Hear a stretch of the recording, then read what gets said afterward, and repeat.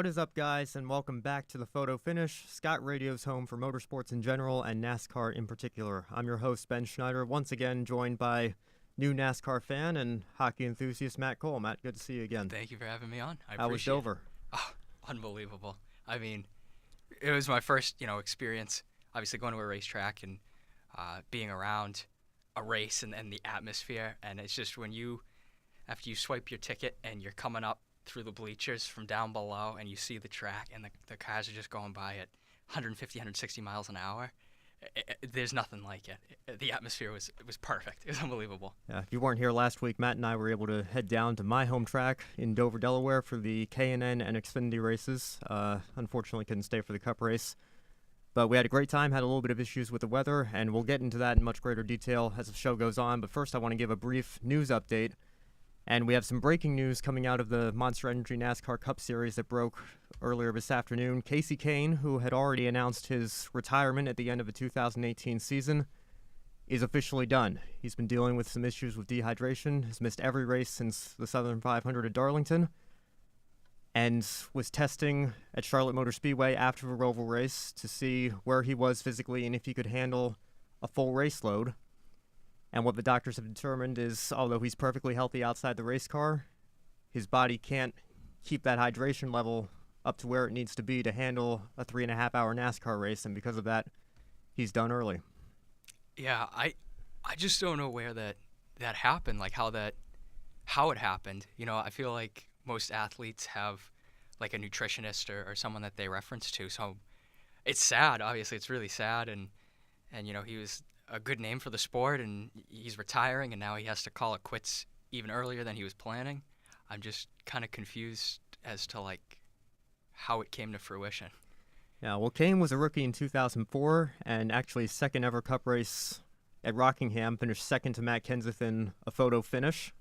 Name of this show, fitting that we bring that up, I guess. But then his third season in 2006 actually won 6 races, so looked like he was a future young star coming into his own, and struggled a little bit more as Evernham kind of had their financial problems, eventually merged with Richard Petty Motorsports, and he bounced around to Red Bull. Now he's at Hendrick, or he was at Hendrick from 2012 to 2017, and of course with Levi and Family Racing this year, another Chevy single-car team. Now, Kahne first had these dehydration problems after he won the Brickyard 400 last year.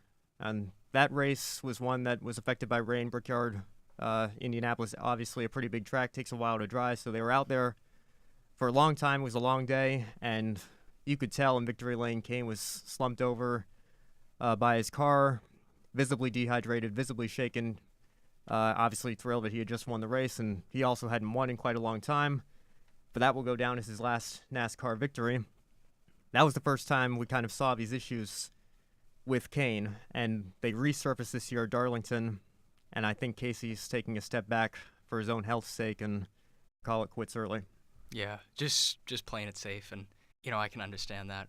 We were talking a little bit before, and just translating over to any athlete in any sport, when health issues are becoming that much of a problem, you really do have to just step back and take a look at it. And I don't know if this was factoring into his retirement. And now it's just gotten so severe where he can't perform the rest of the season. But well, he did issue a statement on Twitter, and he said, quote, "To say I'm disappointed after receiving the results that I was not medically cleared for the remainder of the season following a test session at Charlotte Motor Speedway last week is an understatement. It was my hope that everything would go well, and I would be able to finish out the season strong in the number 95 for Levi and Family Racing. Unfortunately, that's not the case.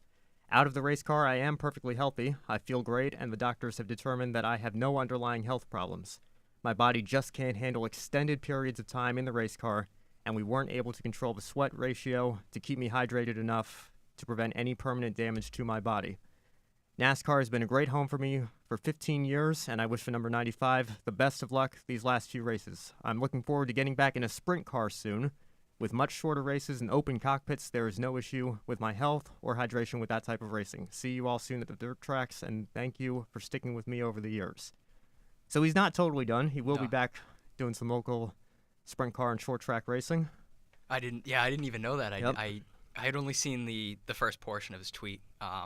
And I didn't know that, so Yes. that's good. That's Yeah. hopeful. And for That's those of awesome. you who still think NASCAR drivers aren't athletes, I think this is all the proof you need. It is a physically and mentally exhausting occupation, and we certainly wish Kasey the best in 2019 and beyond, even though he won't be racing full-time in NASCAR anymore. The other big NASCAR news affects the K&N Series and the ARCA Racing Series. Now, NASCAR acquired ARCA in April, and there were sort of some questions as to what they were going to do with that. We kind of figured out 2019 would work out sort of as normal. ARCA would kind of still be operating as its own thing.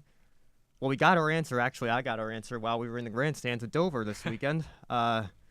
Chris Knight tweeting out, or actually a lot of people tweeted out, a statement from NASCAR talking about how the K&N Pro Series West and East Championships will be condensed down to about 6 to 8 events, and they'll be competing at historic short tracks under a mile within their traditional regional footprint. Huh. So K&N is seeing their schedule reduced. Matt, what do you think of that? Yeah. I didn't know this either. That's interesting because I think the K&N races are doing well. Obviously, the one we went to ended up getting postponed. It was 9 a.m, and that's why I don't think that it was as filled up as it could have been. But If you're a fan of grassroots racing, the K&N Series is the one for you. yeah, Yeah. I agree. So Yeah. And ARCA to another extent as well. K&N kind of consists of around 14, 15 races, typically what the last few seasons have been. And again, they're mostly on short tracks under a mile in length. They have to be under a mile in length because a lot of drivers that compete in that series aren't 18 yet. They're not allowed to compete at the bigger tracks. They also race at road courses, though, and there's no mention of road courses in the statement, so it'll be interesting to see if those remain on the schedule at all. ARCA will continue to be made up of about 20 races, at least half on speedways over a mile in length that include traditional companion events in both ARCA and the K&N Pro Series. So maybe not as much of change coming to ARCA, other than the fact that they will be operated by NASCAR. do you think we'll see like a transition of a lot of K&N racers going over to the ARCA series? Yeah, well, actually, one of the NASCAR YouTubers, I'll give him a shout-out, Black Flags Matter, he tweeted out this weekend that he heard Haley Deegan is actually potentially considering a switch to ARCA next year. Now, she's a Toyota development driver. I assume that means she'd be with Venturini. Darian is his real name. He works at Las Vegas Motor Speedway as an intern, I think, of some sorts. So I don't know if he maybe has some inside information that we don't, but that'll be interesting to keep our eye on what her plans are for next year. Absolutely. Now, the big change is that there will be a fourth championship called the Stock Car Invitational, and this championship will consist of the remaining approximately 10 events of the Elite Series, which the ARCA Racing Elite Series will be the new name of ARCA, and will be on premier short tracks that have long been part of both the ARCA and K&N Pro Series schedules. To be eligible for this championship in the three-way combination series, East and West competitors must compete in a minimum number of races across those series. So there will be maybe not a fourth series, but definitely a fourth championship within these three series. So obviously this is still a very rough sketch, and a lot of details need to be worked out. But it'll be interesting to see where NASCAR takes us. Yeah, I think there's a lot of potential with it. Yeah, which I is agree. obviously exciting. I loved going. I went to New Jersey Motorsports Park this year for the K&N East race there, and it was a great experience. We actually got a lot more access than we did at Dover. All the fans got to be on the grid for the start of the race, get to meet most of the drivers. Yep, it was a fun time. I would hate to see that track fall off schedule. And the K&N West race at Sonoma, if you ask me, that's their Daytona. That's their biggest field. That's their biggest race. A lot of one-offs enter that.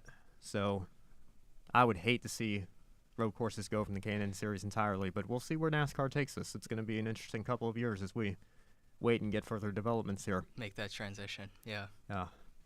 And a brief update on Formula One. Lewis Hamilton winning again, and Ferrari running into trouble again. Textbook. Yeah. So Lewis has now won 6 of the last 7 races and has finished second or better in each of the last 8. His retirement in Austria with the mechanical issues with Valtteri Bottas, his teammate also being affected by those. He's finished second or better in every race since then. And 2 races later in Germany was, of course, the race where Sebastian Vettel, his home race, leading the Grand Prix, crashing out as the rain arrived.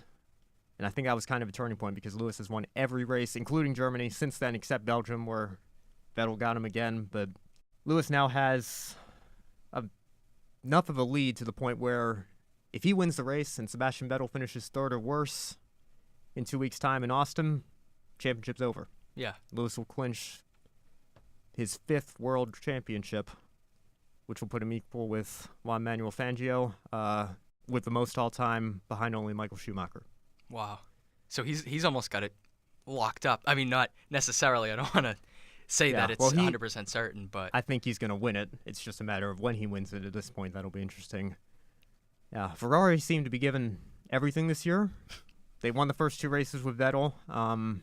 Seemed to have a stronger chassis and locking out the front row at Monza, stronger engine. And Vettel is a 4-time world champion himself. He's a talented driver.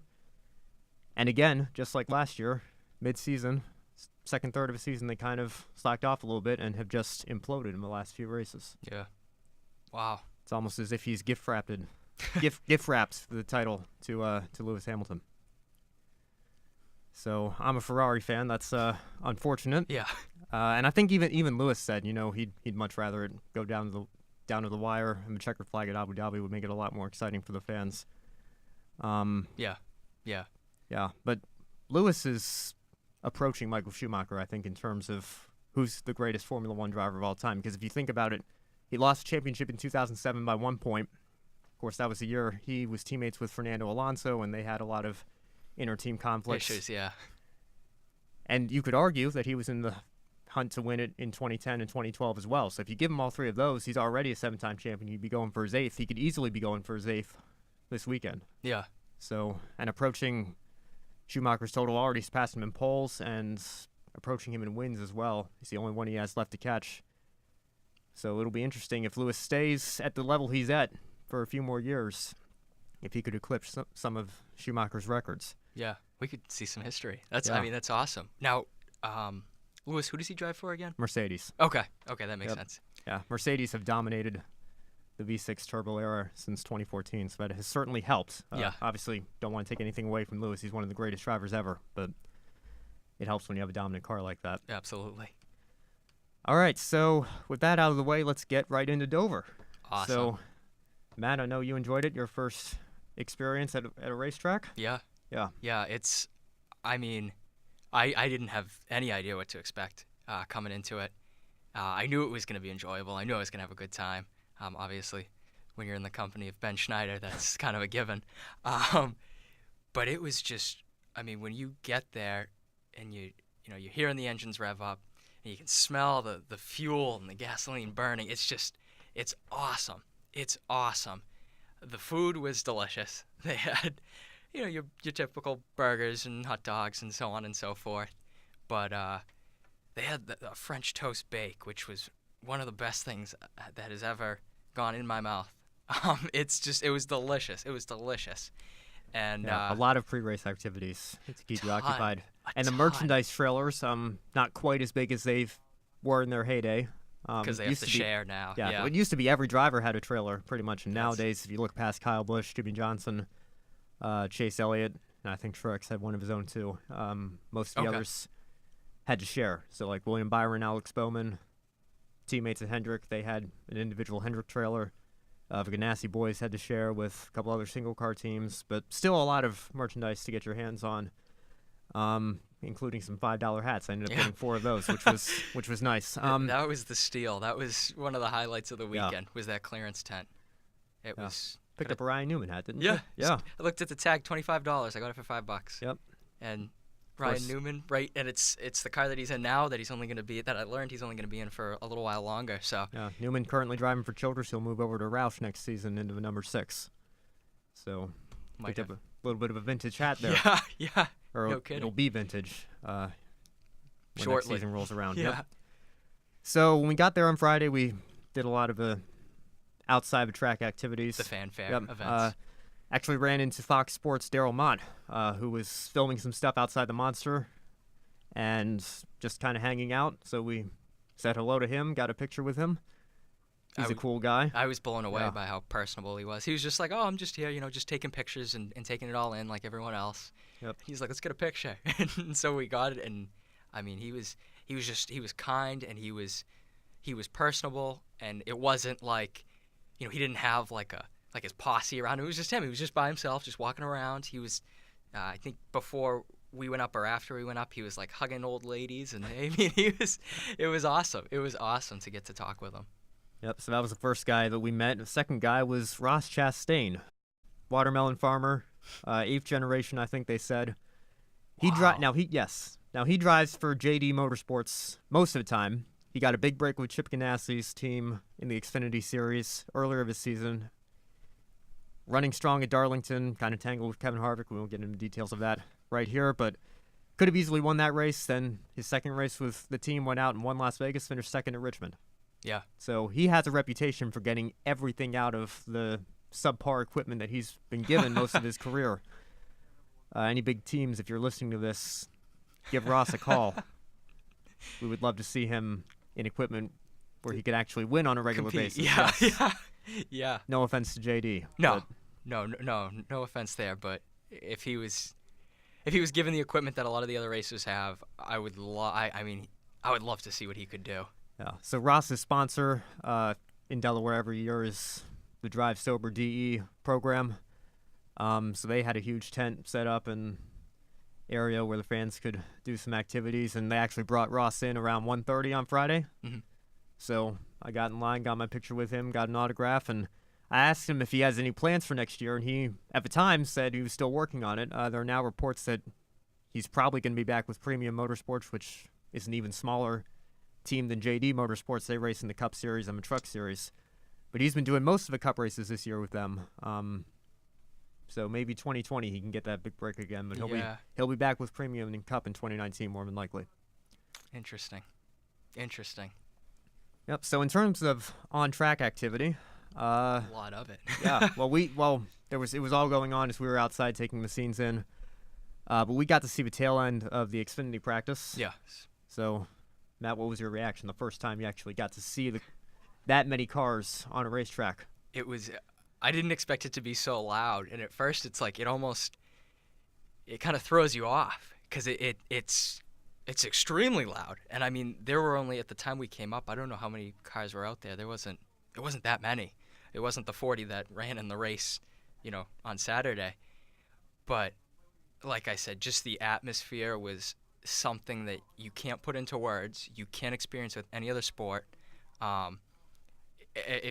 If people that are listening out there, if you haven't been to a NASCAR race, you got to get out and see one. And the tickets are very reasonable, I thought.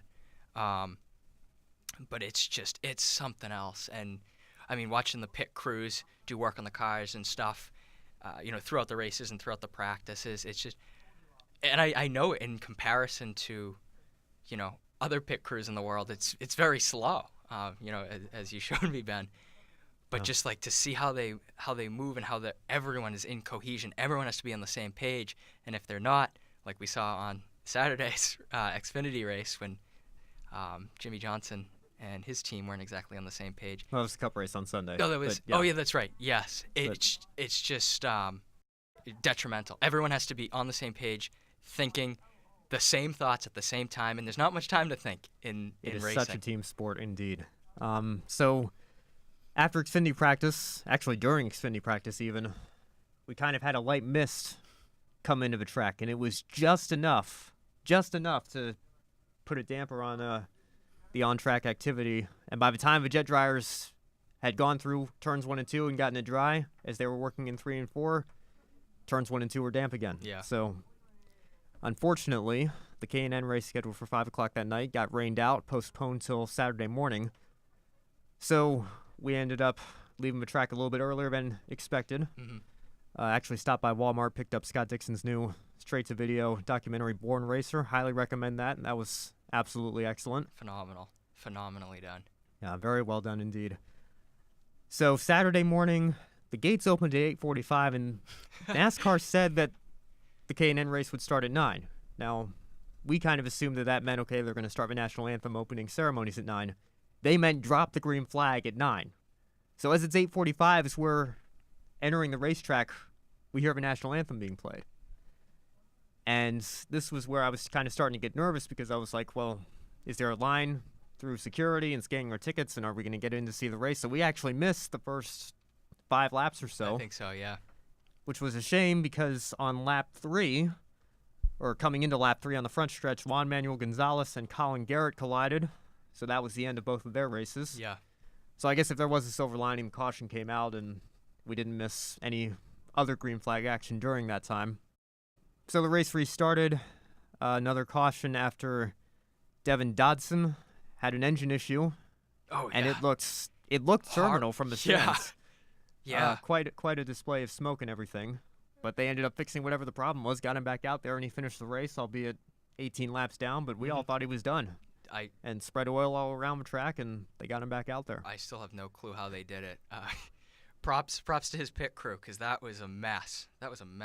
But yeah, like you said, he got back out there. Yep, he did.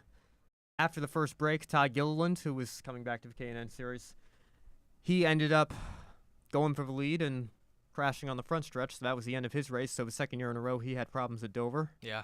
Which was unfortunate for him, but congratulations to Ruben Garcia Jr., who closes the season out on a win. Brandon McReynolds, the son of Fox Sports' Larry McReynolds, ended up second, Wow. Derek Kraus from Bill McAnally Racing, coming over to David Gilliland's team to run an East race, ended up third. That's awesome. They worked some strategy. He was actually struggling a little bit. They stayed out at the second stage break and ended up paying off. Now, the kid who finished in 4th, what was his name? Sam Mayer. Or Meyer, maybe? I'm not sure. He's only 15, so we haven't heard a lot about him. That's why I don't know exactly. The day before, I think during the qualifying, he set a record for fastest lap time. At least that's what I heard. Something like that. Yeah, or during practice or something. He qualified 12th. So okay, so it was probably during the practice. Yeah, but 15 years old, broke the record. Showing a lot of potential indeed. Fastest lap time. That's can't even drive on the street. Can't drive legally on the street, and he's breaking records at Dover. Yeah. So after the K&N race, the mist comes back. Couldn't escape it. Yeah. It's so like that movie. That canceled one of the Cup practices. I think it was one of the Cup practices. So while we waited for that, went back around to merchandise trailers and the campgrounds and said hello to some folks and just kind of hanging out, having a good time as we waited. Wasn't much else to do. No, they had some cool stuff going on as far as like fanfare wise. They had a live band playing. The weather wasn't great, so a lot of people were like in tents or under umbrellas and stuff. But they were playing some classics. They closed out on a little journey. They played some good country music. It was awesome. It was awesome. And they had some of the not stock cars out there. They had show cars. Show cars, thank you. Which is also pretty cool to take those in. Yep, so after we finally got rid of the mist, saw a little bit of Cup practice, so Matt, you finally got to see the big guys up on track. What'd you think of that? That was awesome. And, in comparison to Friday when I was taking it in for the first time, just watching the Xfinity guys go, it was unbelievable to see the elite of the elite go out and perform. And I mean just how skilled they are, and it was beautiful. It was beautiful. And by then I had my Ryan Newman hat, so I was wearing it proudly. I was watching him as he was practicing. He looked good. So yeah, it was a good way to kind of start off that afternoon after the mist. Yeah, so Christopher Bell with his 6th win of the year, breaking the record for most Xfinity Series wins by a rookie. He ended up winning the race. Matt Tifft got the final playoff spot over Ross Chastain, who was passing cars he had no business passing, but unfortunately wasn't enough. So yeah, Christopher Bell looking primed to make a run at this championship. He'll be back in Xfinity next year. There's no room for McGibbs now, but... And he's 23? 23, yes. Is he? Okay. Looking like he's going to be a superstar in the making. So I had a 6 a.m. practice, unfortunately. We couldn't stay for the Cup race. It would have been far too late of a night getting back here. But Chase Elliott got his 2nd career win. A little bit unexpected, although he has run strong at Dover before. But Stewart-Haas looked like they were in the running to kind of put on a clinic. They were putting on a clinic as the race was going on. I think at one point they were actually running 1, 2, 3, 4. Kevin Harvick looked like he had the dominant car of the day. But it was Eric Almirola who looked to be in position to cruise home to a win. He's the only Stewart-Haas driver who hasn't won this year. And Clint Boyer, his teammate, ironically, spins out, brings out a late race caution. That shuffles the field. Yep. And he got caught up in a wreck on the late race restart. Chase Elliott ended up taking the victory. Wow. So there was, because I know we had talked, and you said, the first 370 laps, there wasn't a ton going on. Yeah, not a whole lot. But that final stretch of 30 laps there's a lot that took place, in order to push Chase Elliott to win. And that, again, that's not taking anything away from him. But now, speaking of pushing Chase Elliott, one of the more popular drivers, the son of Bill Elliott, NASCAR Hall of Famer. So his win is going to be a very popular one, no doubt. I certainly think it's good for the sport when big names like that take home the victory. Yeah, I agree with you, because it's, when we were talking to a lot of people at the track that had been around the sport, for a while, and a lot of their racers are retired now, and they're looking for new people to support. Well, and think about it, NASCAR's struggling a little bit, Yeah. or more than a little bit, I should say, in the ratings and attendance. But if you think back to the 90s, Dale Earnhardt, Jimmy Johnson, or not Jimmy Johnson, I guess would be the 2000s, but names like Jeff Gordon, Tony Stewart, they were sports superstars. Yeah. Everybody knew that. You didn't have to be a NASCAR fan to know their names. How many non-NASCAR fans today do you think know the names Kyle Larson, Chase Elliott, None. William Byron? None. Even Martin Truex Jr., who just won the championship. I'm just getting introduced to him over the last couple of weeks, and so they don't have that star quality anymore, which is unfortunate. But obviously, having Chase Elliott, that might be something that re-sparks. All right, so that's going to be it for this week's edition of the Photo Finish. Coming up next week will be Talladega, a bit of a wild card race here in the playoffs. Matt is hopefully going to be here. I hope so. He's doing some men's ministry stuff Tuesday night as well, so he needs to figure out if he can work around his schedule for that.